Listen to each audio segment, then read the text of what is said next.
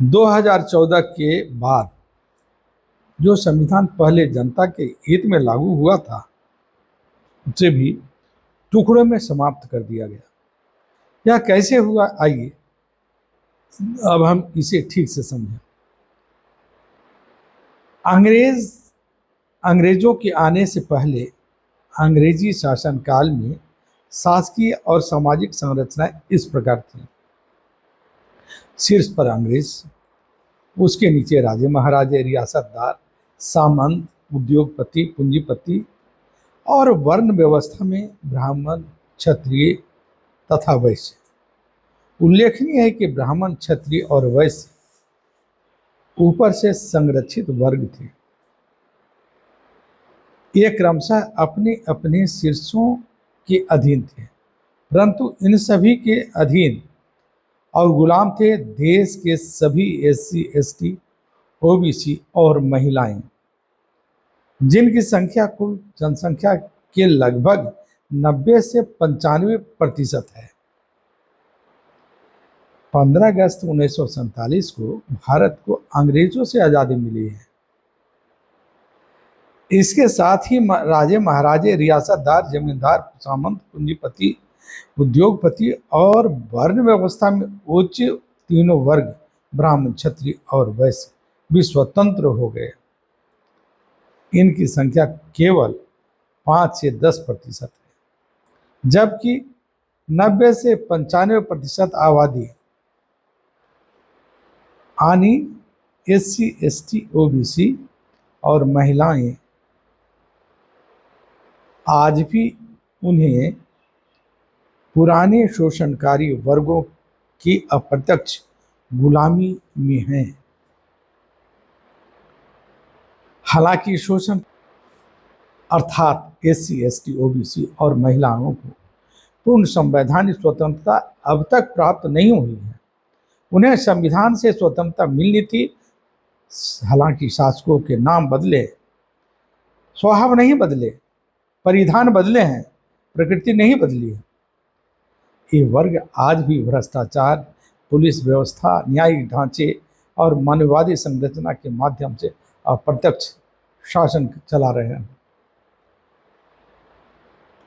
2014 से पहले तक संविधान का लगभग 20% हिस्सा लागू हो पाया था, जिसे SC, ST, OBC और महिलाएं में लगभग 10 से 15% लोग मध्यम वर्ग में आए भी। लेकिन 2014 के बाद पूर्व में मिले अधिकार भी लगभग समाप्त कर दिए गए हैं और इन्हें फिर से पिछली स्थिति में ढकेलने की पूरी व्यवस्था कर दी गई है। संवैधानिक दृष्टिकोण से समझें। SC, ST और OBC तथा महिलाओं को स्वतंत्रता देने के लिए संविधान के जिन हिस्सों में प्रावधान किए गए हैं, जिस हिस्से में प्रावधान किए गए हैं उसमें निम्न शामिल हैं। संविधान की प्रस्तावना, जिसे उद्देशिका कही जाती है, मौलिक अधिकार और राज्य के नीति निर्देशक तत्व तथा संविधान के अनुच्छेद 340, 41 और 42। प्रस्तावना को समझें। संविधान का मूल उद्देश्य सामाजिक, आर्थिक और राजनीतिक न्याय दिलाकर लोकतांत्रिक समाजवाद की स्थापना करना है। यह संविधान का मूल उद्देश्य है। संविधान की प्रस्तावना में केंद्र बिंदु इसे कहेंगे, सेंटर पॉइंट है। सामाजिक, आर्थिक, राजनीतिक न्याय दिलाकर लोकतांत्रिक समाजवाद की स्थापना करना है। अर्थात समाजवाद और लोकतंत्र दोनों का समन्वय आवश्यक है। समाजवाद, अब समझिए, समाजवाद का तात्पर्य है सामाजिक, आर्थिक और राजनीतिक समानता। समाजवाद दो प्रकार से स्थापित किया जा सकता है। कार्ल मार्क्स के सिद्धांत के माध्यम से, जिसमें सभी संसाधनों, भूमि और उद्योगों पर सरकार का स्वामित्व होता है। वितरण सरकार के माध्यम से समान रूप से होता है।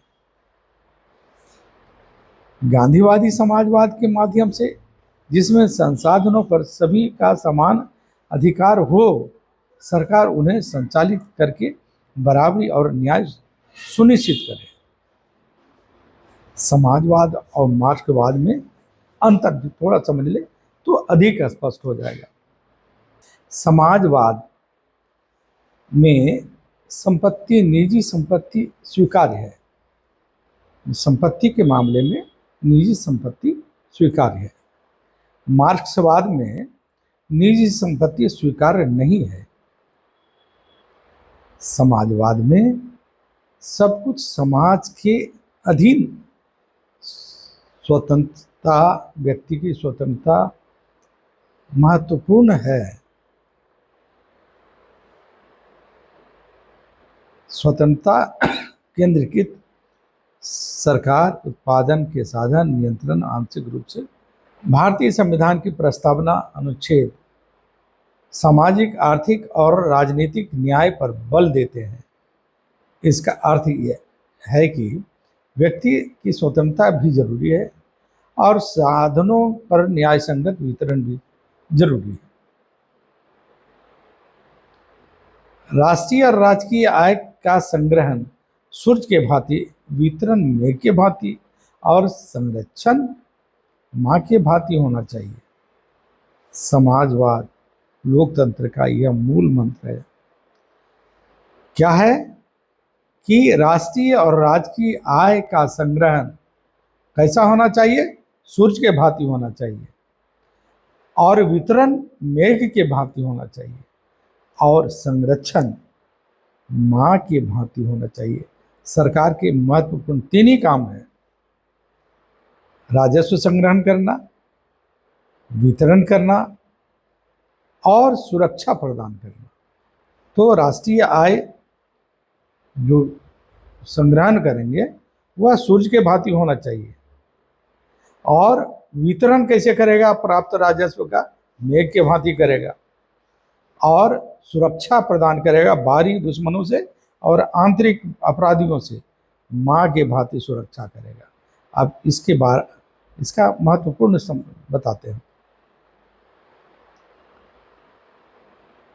ऐसा होने पर तभी बराबरी आएगा, तभी संविधान लक्ष्य हासिल करेगा। न्यायपालिका और व्यवस्था, न्याय देना न्यायाधीश का काम है।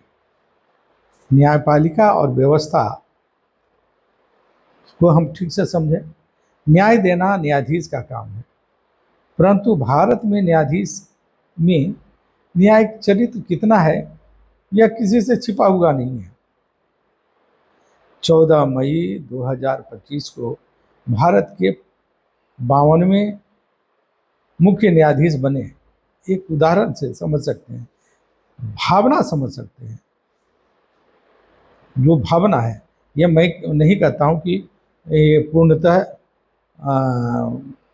न्यायिक हैं। जब तक नहीं देखेंगे, फैसला नहीं देखेंगे, निर्णय नहीं देखेंगे, तब तक यह आकलन करना ठीक नहीं है। लेकिन एक भावना मैंने बताया कि 24 मई 2025 को भारत के 52वें मुख्य न्यायाधीश बने एक दलित और बौद्ध धर्मावलंबी। जब वे महाराष्ट्र गए तो उन्हें सम्मान और सुरक्षा नहीं मिली, क्योंकि वे संविधान को सर्वोपरि मानते हैं, मनुस्मृति को नहीं मानते हैं। यदि वे अन्य न्यायाधीशों की भांति मनवादी सोच से फैसले देते तो उन्हें सम्मान, सुरक्षा और अवसर निश्चित मिलता। न्यायपालिका क्यों विवश है? निम्नलिखित 4 शक्तियां हैं न्यायपालिका के पास। यह निरंकुश बनाता है, तानाशाह बनाता है।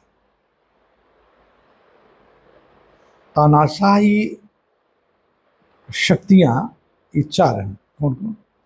न्यायपालिका को लगभग निरंकुश कैसे बन रहे हैं सो देखिए। इनके पास है कोर्ट ऑफ कंटेम्प्ट 1971, दूसरा है जजेस प्रोटेक्शन एक्ट 1985, तीसरा है कॉलेजियम प्रणाली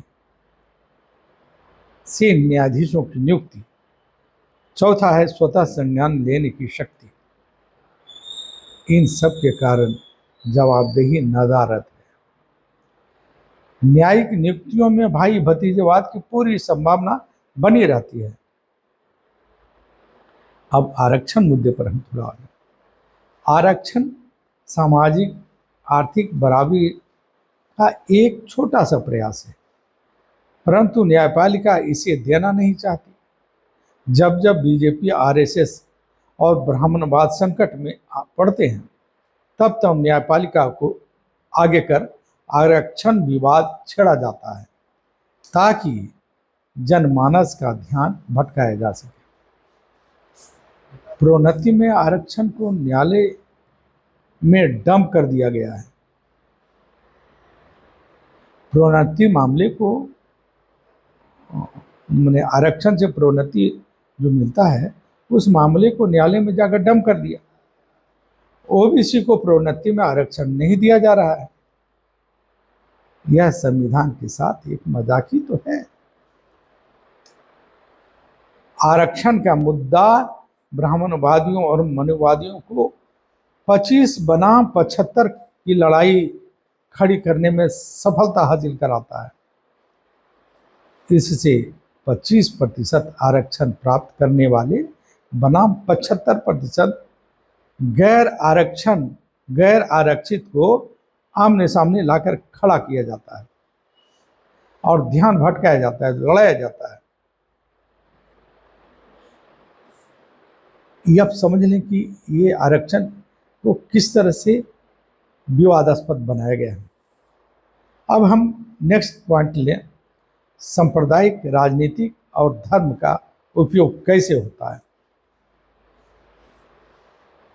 धर्म का उपयोग कर राजनीति में किस तरह से सांप्रदायिकरण किया गया है, इसे आप समझ सकते हैं। जब सरकार ये विफल होती है, तब वे धार्मिक भावनाओं को भड़काकर बहुसंख्यकों को अल्पसंख्यकों के विरुद्ध खड़ा करती है। संविधान का अनुच्छेद 29 स्पष्ट करता है कि अल्पसंख्यकों की सांस्कृतिक रक्षा को मौलिक अधिकार मानता है, मौलिक अधिकार बनाता है। परंतु वर्तमान में न्यायपालिका सहित तमाम संवैधानिक संस्थाएं और भाजपा शासित राज्य सरकारें अपने संवैधानिक कर्तव्यों को निभाने में असफल है। इससे देश में लगातार तनाव बना रहता है। मेरा अंतिम विचार है, इस एपिसोड का अंतिम विचार है, इस व्यवस्था को क्रूर पूंजीपतियों को लाभ दिलाने के लिए प्रोत्साहित किया जा रहा है। इस व्यवस्था से क्रूर पूंजीपतियों तो लाभ में हैं, परंतु देश के गरीब, मजदूर, दिहाड़ी वर्ग रोजगार और भोजन के लिए जूझ रहे हैं, वे जद्दोजहद कर रहे हैं। इससे न केवल सामाजिक विषमता बढ़ती है, बल्कि आर्थिक गतिविधियां भी बाधित होती है। ऐसे में आर्थिक समानता लाना असंभव प्रतीत होता है। तो संविधान की मूल भावना के विरुद्ध है प्रस्तावना, मौलिक अधिकार, राज्य के नीति निर्देशक सभी में ये समाजवाद लाने की परिकल्पना है। तो फिर संविधान लागू कैसे हुआ? यदि आप चाहें तो इसे ठीक से समझ सकते हैं। अगली कड़ी में मैं समझाऊंगा। धन्यवाद के साथ। Subscribe for more content.